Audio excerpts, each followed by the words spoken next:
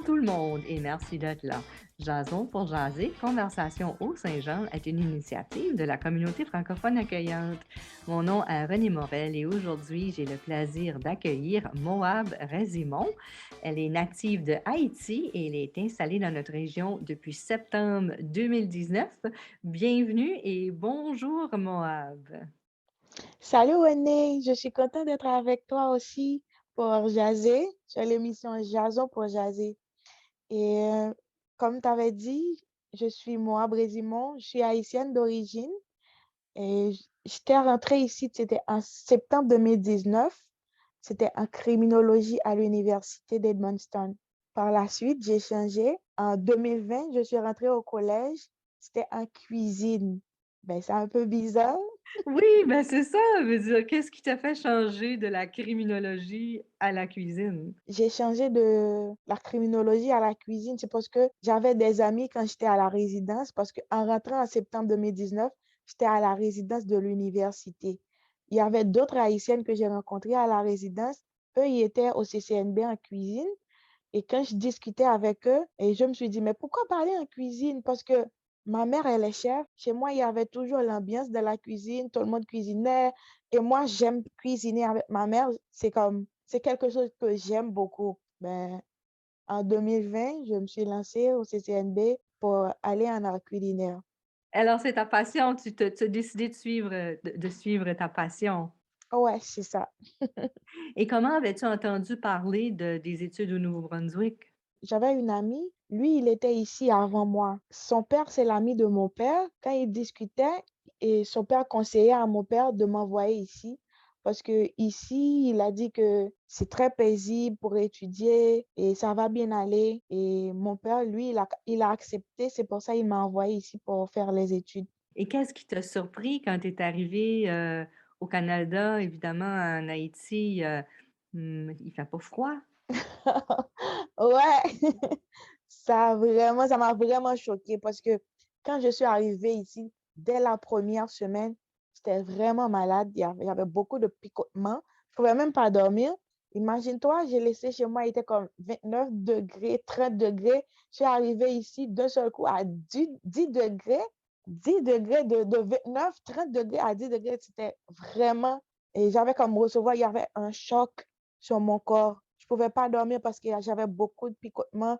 J'étais obligée d'aller voir l'infirmière qui est à l'université. Ils m'ont prescrit des médicaments, de la crème, tout ça. Mais ça, c'est passé. C'était un septembre assez froid cette année-là, je crois, plus que l'habitude, hein? Ouais, c'est ça. Oui, c'est ça. Il faisait très froid. Est-ce que tu t'es habitué maintenant, après avoir passé, 3 hivers, au Canada, 2020, 21, 22, oui, ça fait 3 hivers que tu es ici. Comment s'est passée l'adaptation? Je commence à m'habituer un peu, mais à chaque fois que la température change, ben, je sens toujours peut-être des fois des picotements. Comme pour maintenant, il y a, on est en train de changer, on laisse l'hiver. Ben, pour le moment, je continue à avoir des picotements, mais pas comme avant. Ben, mon corps commence à s'habituer un peu Mmh. plus. Ouais. Mmh mh. Parle-nous un petit peu parle-nous un petit peu de ton pays, de l'Haïti. C'est un pays des Caraïbes. Oui, Haïti est situé dans la Caraïbe. Ben, c'est une île. Il y a deux pays, c'est divisé en deux. C'est la République d'Haïti et la République dominicaine. La République dominicaine est plus dans l'est et nous, on est plus dans l'ouest. Notre langue officielle, c'est le créole et le français, mais la langue maternelle, c'est le créole. Et le français est utilisé au niveau administratif et à l'université, ces choses-là? Oui, oui, c'est plus au niveau administratif et à l'université qu'on parle le français le plus. Mais partout et ailleurs, tu vas aller, c'est plus le créole.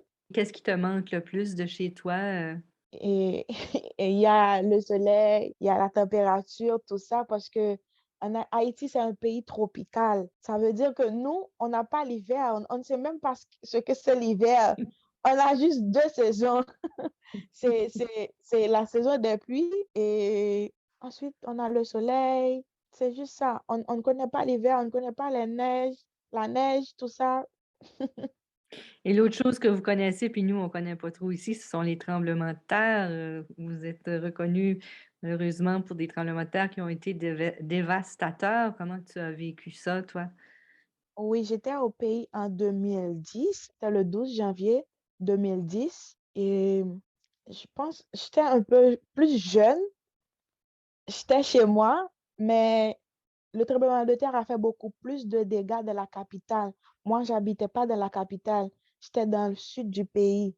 Il y a une autre tremblement de terre qui est passé dans le pays, c'était le mois d'août et 2021, mais moi, j'étais au Canada. Mais le tremblement de terre qui s'est passé en 2021, à ce moment-là, c'était dans ma ville. Il y avait beaucoup de morts, il y avait beaucoup, beaucoup, beaucoup de morts. Mais celui qui est passé en 2019, il y avait plus de morts, plus de 300 000 morts. C'était très difficile. Et je pense que c'est comme si je vivais ça. On avait tous peur. On ne pouvait pas rester à l'intérieur des maisons. Les enfants qui pleuraient. Non, c'était vraiment dur. Je parle de ça, c'est comme si je sentais que le tremblement de terre est en train de. De se passer, ça te ramène à ce moment-là, oui. Ouais, Non, c'est c'est triste. J'aime pas beaucoup parler de ça. Même toutes les Haïtiens qui ont vécu ça au pays, à chaque fois que tu parles du tremblement de terre, c'est comme si tu sens ça encore qui passe. C'est comme si tu es encore traumatisé. Les traumatismes sont restés chez nous. mmh, Ouais. mmh. Non, c'est pas quelque chose que nous, on connaît, ici, mais il y a beaucoup de gens qui ont sympathisé, puis qui ont envoyé des dons et puis il y a aussi une grande communauté, haïtienne au Canada. Oui, surtout à Montréal, il y en a beaucoup, beaucoup. Au Nouveau-Brunswick, il n'y en a pas beaucoup, mais à Montréal, oui, il y en a beaucoup. Et tu finis ton cours, cette année? Qu'est-ce qui se passe? C'est quoi tes plans? Ok, je vais terminer mes cours et ensuite je vais rester dans la région. Je vais rester travailler pour avoir mes papiers et dans l'avenir, disons dans un intervalle de 5 à 10 ans comme ça, je compte comme faire un restaurant antillais ici.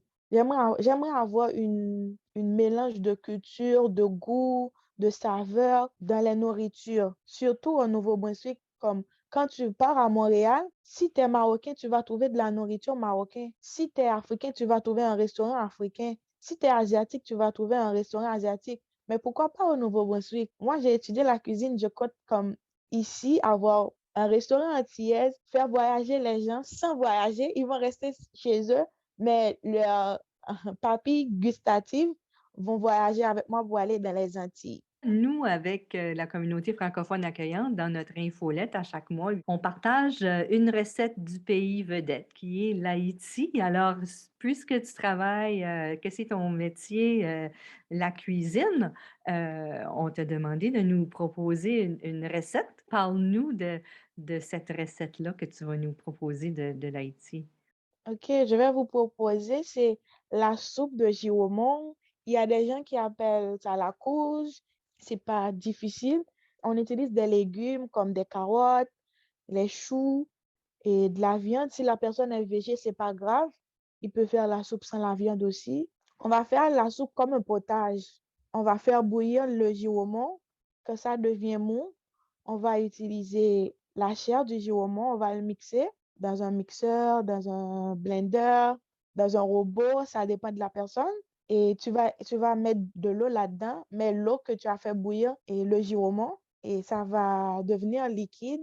Et avec ça, avec tous les légumes, tu vas préparer la soupe. C'est vraiment, vraiment, vraiment facile. Il suffit que tu coupes tes légumes, tu les passes sur le feu avec un peu d'huile. Ensuite, ta soupe, quand tu passes ça dans le mixeur, tu mets le tout dans ta casserole ou ça dépend de ce que tu vas utiliser et tu le fais bouillir, tu l'épices avec du sel, tu poivres selon ton goût. Ben, mais c'est la soupe de l'indépendance d'Haïti parce que Haïti a eu son indépendance, c'est le 1er janvier 1804. Ben, c'est le premier peuple noir à avoir eu son indépendance. Et pour célébrer l'indépendance, les Haïtiens ont décidé de faire la soupe au giromon comme symbole. Et depuis lors, si tu pars en Haïti, de presque toutes les maisons, tu vas trouver de la soupe le 1er janvier. Les gens ne cuisinent que la soupe le 1er janvier chez nous. C'est ça.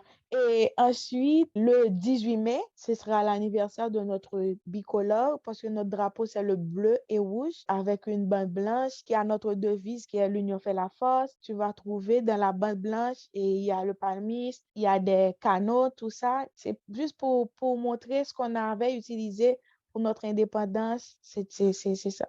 Alors, je vais mettre le lien pour la description de la recette dans la description, de ce balado et est-ce qu'il y a d'autres choses que tu voudrais ajouter avant qu'on termine notre petite jasette aujourd'hui, moi? Et René, je voulais te remercier encore une fois pour l'émission. Ça me fait plaisir de participer avec toi. Et ensuite, je voulais saluer la communauté haïtienne qui est au Nouveau-Brunswick. Et en gros, c'est ça. Merci beaucoup. Merci, merci à toi, Moab, et merci à vous, chers auditeurs et auditrices, d'avoir été des nôtres. Je vous invite à vous abonner à notre chaîne et ne pas oublier de cliquer sur l'icône notification pour ne pas manquer nos prochains épisodes. Et n'hésitez pas à partager dans vos réseaux. Cette émission est une réalisation de la communauté francophone accueillante qui regroupe la ville d'Edmundston, la communauté rurale du Haut-Madawaska et la Première Nation malécite du Madawaska dans le nord-ouest de la province du Nouveau-Brunswick. Ce projet est rendu possible grâce au financement du ministère de l'Immigration, Réfugiés et Citoyenneté Canada. Tout droit réservé en cette année 2022. Merci et à la prochaine!